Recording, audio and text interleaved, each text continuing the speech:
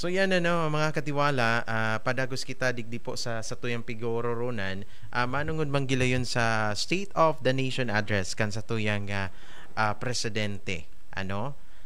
Kasuod actually nag-ano no, nag-igwa. Mhm. Igwa na. Igwa na siya. Oh, hindi na, nadangog ko na.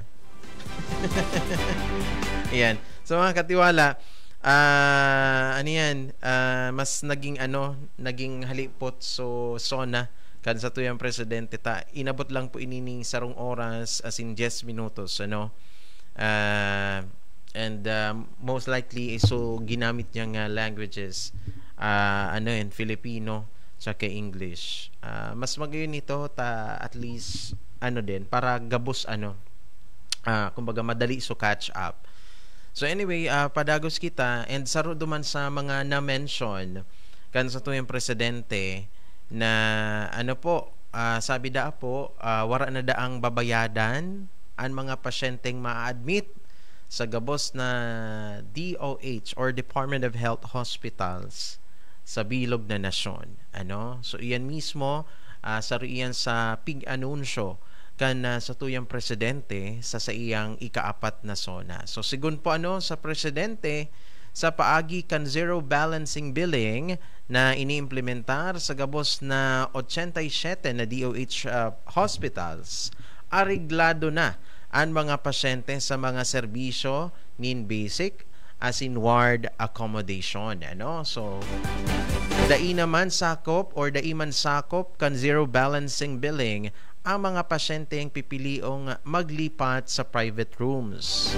So, mientras tanto, apera sa zero balance in billing, pwede man na magproseso ni na medical assistance to indigent and financially incapacitated patients o inipong MAIP program para sa paagi kan eGov app na ilulunsar or inilunsar po kan mga nakaaging aldaw para po sa mas makaskas, transparent, as in accessible na government services. So, taong 2011 kang magpuon po ini so implementasyon kan PhilHealth kan sa indang zero o no balancing billing sa mga accredited government health care institutions as in mga pribadong ospital na voluntaryong nag-iimplementa nin NBB policy. So sa iraron po kang NBB, mga katiwala, wala nang babayadan ang mga qualified na pasyente na nin mas mataas o mas halangkaw o lagpas pa sa indang PhilHealth package rates. So sakop man kaining polisiya, mga katiwala, ang mga miyembro as in dependent na maikukonsiderar po na indigent, sponsored, domestic workers, senior citizens, as in lifetime PhilHealth members. So yan mga katiwala ang apod kay ni saro sa mga magayon na nabanggit man kan sa tuyang presidente. Siguro lang din sa kuya man well, good thing man kumbaga sa mga nakaaging panahon, mga katiwala, may mga naiiling man kita na improvement pag-abot sa mga services, lalong-lalo na sa salud. Importantihon yan, mga katiwala, na magkaigwa kita nin marhay na salud. Kaya din, maray din talaga na dapat din talaga na i-priority ang health. Syempre kung wala iyan, paano mo gigibon sa mga bagay-bagay? Paano ang manpower sa trabaho kung daing maray na salud sa imong mga pag-iriba? So sa akin lang, sa opinion ko lang, siguro mas magayon din sana na kung halimbawa magibusin daning lockdown or solusyon sa issue, let's say yun nga sa health sector, so long term talaga igwa kita, siguro na amis kita kasi may mga gamit na malaag kita ng mga arog ka ng units ni ikipahe sa ospital, so maugma na ka ng iba mga katiwala, okay man, na-appreciate ko man, kaya lang ang kulang tadigdi talaga so mga health professionals para lang sa ko lalo na digdi sa tuya sa sa Bicol, wala pa masyado kita nin mga health professionals. Syempre iyan mga katiwala, may kanya-kanya iyan na kumbaga sabihon ta na field igwa kita ning apod ka ni nephrologist sa kidney, igwa kita yung sa heart, usually baga may mga kita na halimbawa health concerns sa puso. Normally lalo na may mga igwa, mas pipilion talaga na ang iba mang ibang bansa, ang iba yaon sa Manila kasi so availability kang mga health professionals aside from the equipment yaon duman, so access mas easy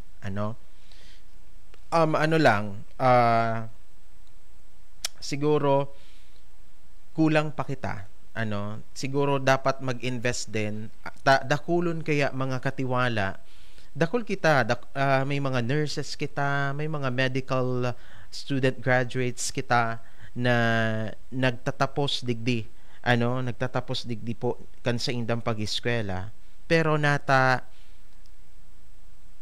maski arog ka ito, mas pigpipili kang iba na magtrabaho sa ibang nasyon.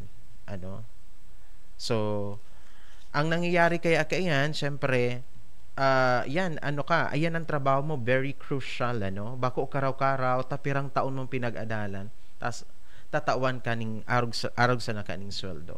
So dapat siguro mag-invest kita sa manpower tapag arog ka iyan, nagiging yan nga ni sabi ta so kasarada yan, iyo pa ang naaapektaran dapat kita kumbaga ngunyan kaya minsan kaya may iba man, may mga iba kita na instances kung sunama matita iyo sana ang hihilingon unlike sa ibabagang nasyon na they will do everything para ma-detect talaga tulos ang hilang, kung talaga sa culprit, kung nataigwang problema sa salud may mga arog ka iyan. And ako din dakol din akong nahihiling na kumbaga dahil sa kakulangan kang health professional, so kakulangan digdi kang so pagkamaaram dai natatawaning tamang treatment ang sarong pasyente sa hanggang sa lalo na kung ka talaga, kung pobre. Maraming ko taini na may mga free health services kita, kaso minsan kukwestiyonon mo din ang kalidad kan serbisyo. Libre nga ni dawa nga ni sabihon ta, may mga nagpapatunay na dawa arog ka ni mga sa public hospital okay na ang service, pero may mga instances talaga na daita din maiiwasan na may mga reklamo pa din may mga kapabayaan pa din na nangyayari, may mga problema pa din so siguro ako din ang ko lang dapat pangatamanan ninda ang ang mga health professionals tawan nindang pansin mailing nindo mga katiwala dakulo na kitang mga overseas Filipino workers. Imagine iyan na mga taong iyan, daiman iyan mahali idigdi kung kontento sinda lalo na sa bayad sa compensation dakul kita mga professionals na mas pigsiserbihan pa sa ibang nasyon kaysa digdi sa tuya so yan ang siguro ang yan ang saro sa mga dapat din taonin pansin maski sabihon ta pa magparalatag kita dyan ng mga ekipahe, magparaano kita ng mga free services kung halimbawa manpower kulang sa kaaraman, useless ang ginibo mong effort masasayang lang din so yan ang ko dyan, take ko dyan. Oo, yun nga, iyo ang nahihiling ko. So anyway, padagos kita mga katiwala, oras ta igwa kita ning 2 minutos bago po mag alas 8 nin pagkaaga. Diretso kita and sa iba pa kitang detalyas din na mga bareta.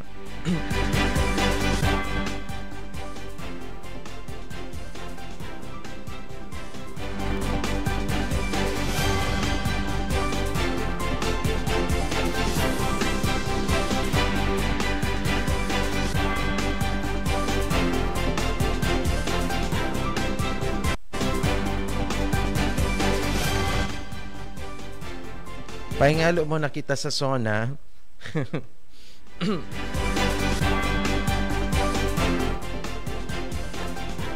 Igwa kita digdi sa mga ano tangon yan, sa mga drivers, mga vehicle owners, ano, igwa po ning mangyayaring dagdag bawas sa preso, kan langis, ipapautob po iyan ngunya na pagkaaldaw, ano.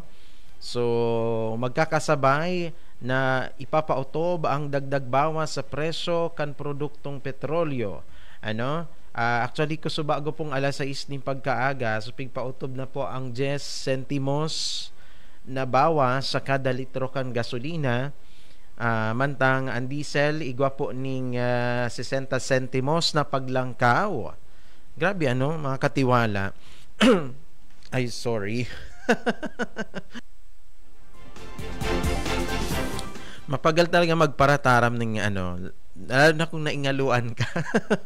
daing naman na practice, ano. Madali on magmara ang halunan. Anyway, grabe, no.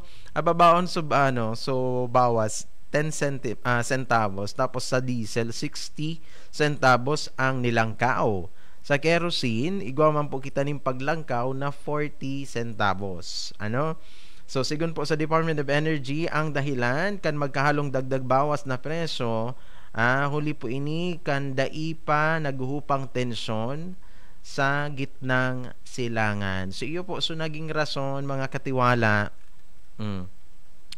Ay, nako. Last ko lang garing nahiling talagang sa sobrang baba. Kang pandemic. Oo, kang pandemic, ano.